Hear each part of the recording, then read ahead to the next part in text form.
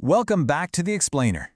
So, last time we tackled the heavy hitters of networking, TCP and UDP, and looked at how modern apps decide between rock-solid reliability and pure speed. But today we're going to layer deeper to figure out a really fundamental puzzle. Look, an IP address gets data to your device, sure, but how on earth does that data find the exact right application once it actually gets there? Let's unlock the mystery of ports and sockets. Here's the game plan for today's Explainer. First, we'll look at the application problem. Then, we'll define ports as software doorways and sockets as the active connection. After that, we'll see how they power the modern cloud and wrap up with why port security is absolutely crucial for your tech career. Okay, part 1, the application problem, moving beyond the IP address. Okay, let's dive into this. Data successfully reaches your device. Now what? Your device has the packet, right? But how does the operating system actually know which specific piece of software is supposed to get that incoming info? It's a real dilemma. Think about it. On any given day, your computer is multitasking like crazy. You've got Chrome open, a Zoom meeting running, Spotify blasting music, Slack pinging you nonstop, email running in the background, maybe even a database client. All of these are using the network at the exact same time. If we didn't have a way to separate that incoming traffic, only one of those apps could use the network. The rest? They just totally fail. Which brings us to part 2. Ports, the software doorways, directing network traffic to the correct application. To really wrap your head around this, picture a massive apartment building. The street address tells you how to find the building itself, right? Well, that's exactly what an IP address does. It gets the mail to the property. But inside, there are hundreds of apartments. The postal worker needs a specific apartment number to get a letter to the right person. That apartment number is your port number. The IP address identifies the whole device, but the port, it pinpoints the exact application endpoints. And this brilliantly illustrates the sheer massive scale of modern networking. Because ports use a 16-bit number, you have exactly 65,536 possible communication endpoints on your device, ranging from 0 all the way to 65,535. That's a ridiculous amount of breathing room. It means a single machine can juggle thousands of simultaneous network connections without ever crossing any wires. Now, to keep the entire internet from descending into absolute chaos, certain numbers from that giant range are standardized. We call these well-known ports. So port 80 is basically the universal standard for HTTP web traffic. Port 43, that's your secure HTTPS web traffic. Port 22 handles SSH remote logins, Port 25 does email transfers, and Port 53 takes care of DNS. By locking these in globally, systems everywhere know exactly what type of chatter to expect at those specific doors. Let's look at how this plays out in the wild. Say you type Wikipedia into your browser. Boom, a request shoots across the web. When that traffic finally hits Wikipedia's destination server, it knocks specifically on port 443. The cool part?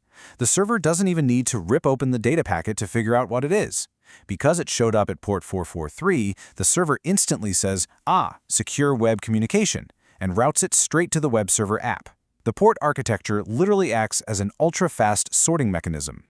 Moving right along to part 3, sockets, the active connection, the live communication channel.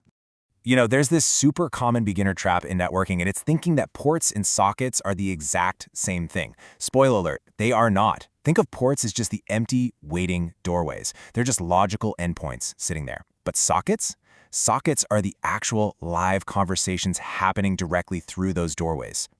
To get technical for a second, a socket is an active communication connection created by jamming two things together, an IP address and a port number. When you fuse the physical location of the device with a specific software doorway, you spin up a live, active channel between a client and a server. That combination right there, that's a socket. Think about what goes down when you stream Netflix. It is a high-stakes, data-heavy operation. Your Netflix app doesn't just open a single static port and call it a day. No way. To maintain that massive, rapid stream of video data using protocols like TCP and UDP, your operating system is constantly opening, tracking, and closing millions of individual sockets. The data is literally flowing dynamically through this constantly shifting maze of active connections. Let's move to part 4 and see how this builds the modern internet. Powering the modern cloud. Scale, containers, and microservices. When you zoom way out to macro cloud architectures, it kind of hits you. Practically all modern infrastructure depends entirely on port-based communication. I mean, think about distributed microservices, Docker containers isolating apps, Kubernetes pod networking, API-driven architectures, serverless computing. None of these absolute powerhouses of tech could even function without assigning unique ports to isolate and connect all those independent services. Take a sleek microservices architecture, for example. Instead of running one massive, clunky application, a company splits everything up into pieces. Now, even if all those services are running on the exact same server and sharing a single IP address, it works beautifully because they just assign different ports.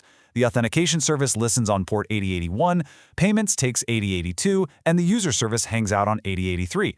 One single machine can host an entire bustling ecosystem of totally isolated services, just by utilizing different doorways. It's pretty brilliant. All right, part 5, port security and your career, protecting the endpoints.